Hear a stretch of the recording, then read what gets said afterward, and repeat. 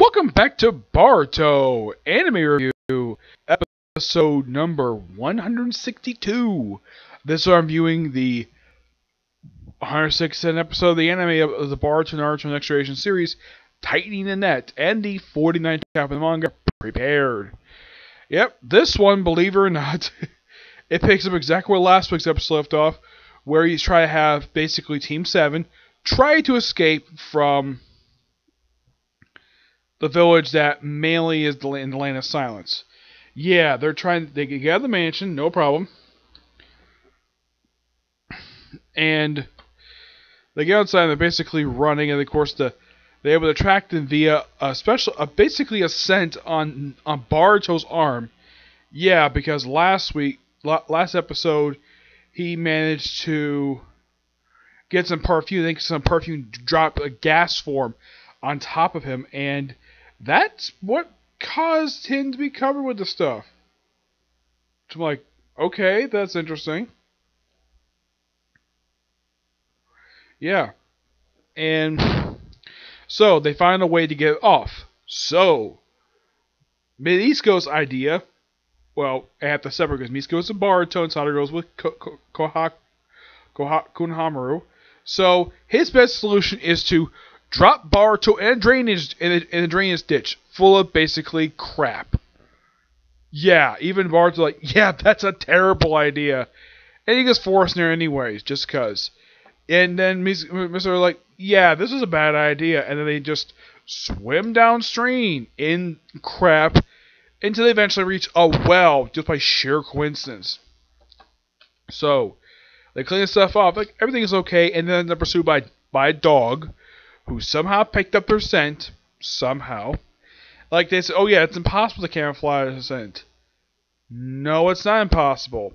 You just basically got to put something else on you in order to cover the scent. You just got to find something good.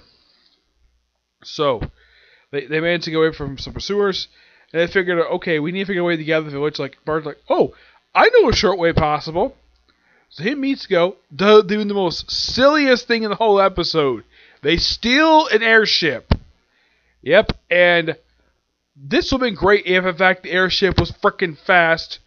Or if, in fact, Boruto would have thought, though, maybe I should go take the thing a little bit higher than it was. But he never thought of it for some reason. So, and then, of course, they reveal this after they rescue Sadaru and Konohamaru. And they're in the air for about, I'd say, maybe 5-10 minutes. And then they're shot down by what looks like to be pump-action rifles. I'm like, where the heck did the Sounds get this tech? And firing a two-bladed sword at the thing. Like, what? Okay. So all of a sudden they're surrounded by a bunch of pursuers. And then we see the little boy from a couple episodes back who comes to help them because they helped him out in the couple episodes back. Escape from when they're in the Black Market District. And they able to get down there. And there's a reason why he helps them. Because Mitsuko's there. Yep, Mitsuko has been released from the hospital. And the little girl who was dropped up there is actually his little sister. And it's also revealed that he was the one who dropped her off there because he had no money to pay her. Okay. So, as for the trio, yeah, there's a trio that we record that apparently one of them got lost. I'm like, when the heck that happened? One of them got killed? Not that I remember, no. It just basically, oh yeah, there's now 3, and they say that the 4th one was killed somehow. I don't remember him actually showing him that he was killed. Not that I remember anyways, unless there's a flashback next episode explain, oh yeah, how this other guy killed. And they just basically kind of mess with Hiroshima cell, and that's all you get for them, basically. So, Kuma, the guy's name is, and he's indebted to them for not only saving his life, but also his sister's, his kid sister. So, they contact their special intelligence network.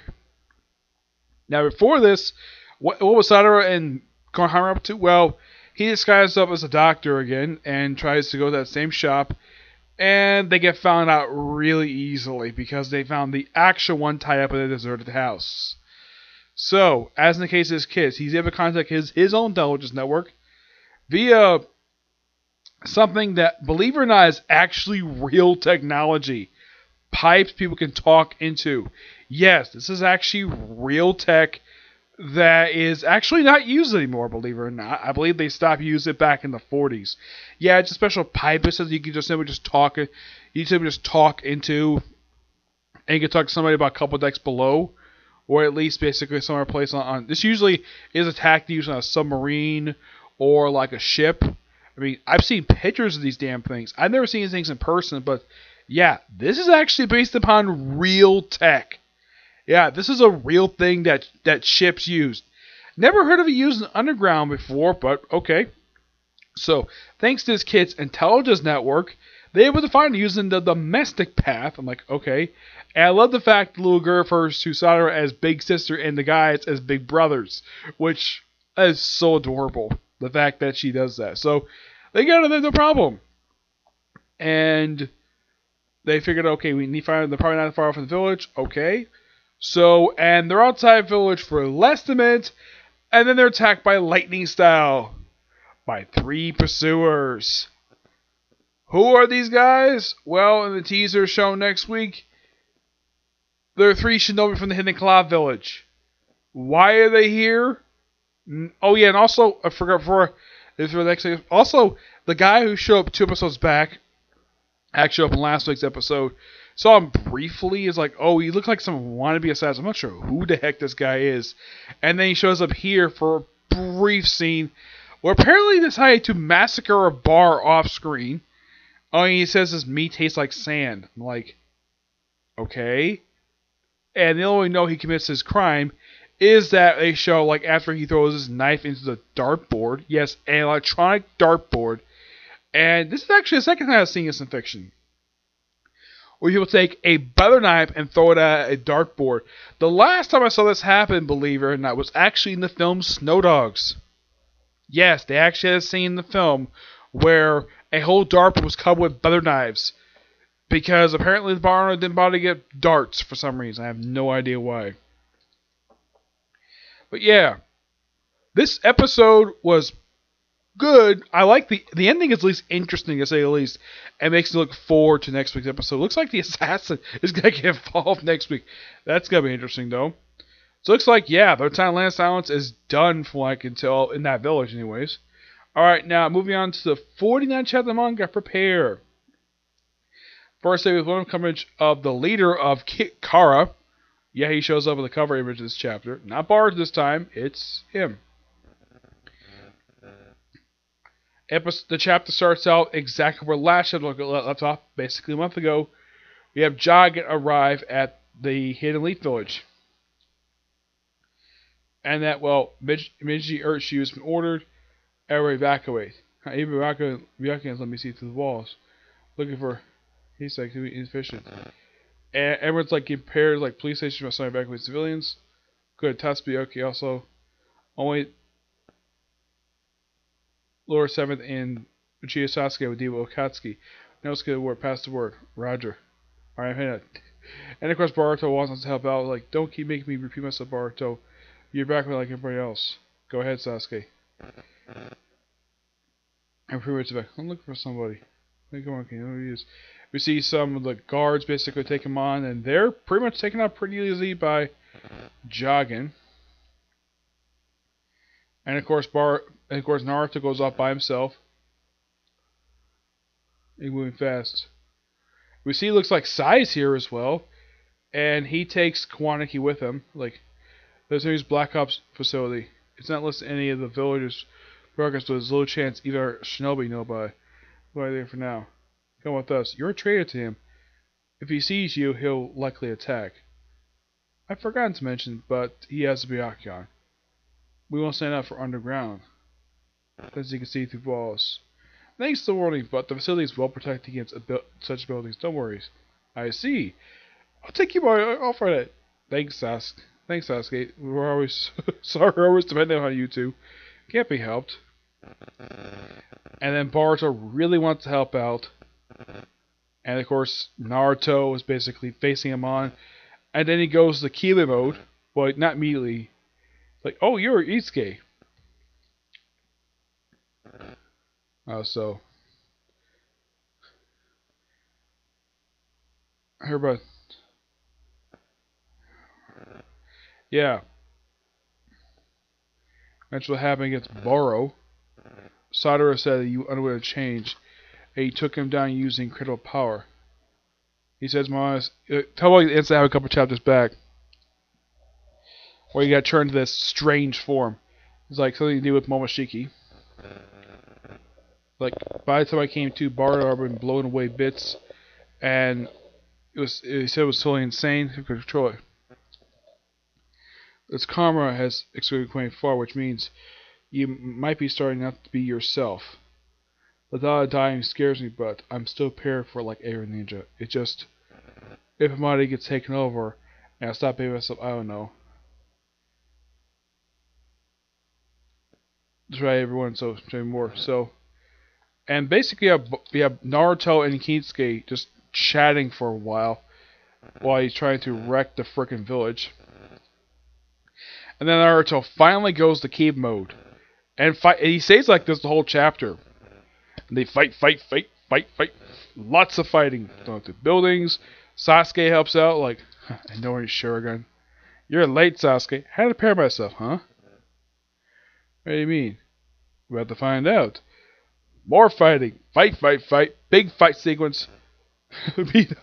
All of a sudden, he gets throw a freaking katana in his face. And turns out the katana is actually freaking Boruto wearing Sasuke's headband. And the Jutsu can shrink anything except living creatures, right? Sneaky brat. Boruto, listen closely. Even if Momoshiki happens to take you to your conscience, don't worry. I swear to stop you, even if I have to kill you. I'm prepared to do so as your teacher, since Naruto won't be able to. Remember, last time we went to rescue Momoshiki, so hey, can I borrow it again? It's like, fine. Where is this headband? Why isn't he wearing it? Don't know. I think he's supposed to be at home for some reason. He's supposed to be like on leave or something. I don't remember what it was, but this arc has gone on for so freaking long. It's been going on now, like, basically Kawaniki's been in the village now since chapter 25. And this is chapter 49. He's been working out for 25 chapters. Basically, he's been in the village for almost 2 years now. Publication, because this is basically publishing since 2017, I believe it was, yes. So, then Boruto uses his karma to transport Isshin to a different location. Hey Sasuke, what's going on? That's what we're prepared to do. Come on, we need to follow Boruto's chakra. And we come to a deserted, like, area. I don't think this is the same area that he went to a few chapters back to rescue Naruto. And, of course, like, Naruto asks if he's okay. He's like, yeah. What do you think? Not bad without practice. You can fight all out here. He's like, you fool, you couldn't go wrong. All you need to know is that taking him down is easier said than done. And in each case, like, inferior creatures, you will soon regret this. All in all, really good chapter. It's interesting, though, we finally have an actual fight sequence in the manga after, well, involving Naruto and Boruto. First time, well, Naruto quite some time. Boruto, it's been several chapters, but yeah, of course, the next chapter comes out in 26 days. Basically, next month will be the release of the 50th chapter of the manga. And I'm going to get this chapter roughly a 9 out of 10. Great chapter. Love all the fight sequences here. The thing is, when it comes to Boruto's outfit, I like his outfit in the show a lot better. One thing I did notice in the show, it looked like he doesn't wear the necklace he wears in the show. And I also do think that they should, in the manga, update Sadara's outfit at some point, because I think the anime's outfit is a lot better than the one they have in the manga. The manga is just not a very good looking attire. That's just my opinion anyways. Okay, so that's it for this particular review. And stay tuned for tomorrow for my review for One Piece and maybe another Comic Corner, okay? But see you next video. Bye.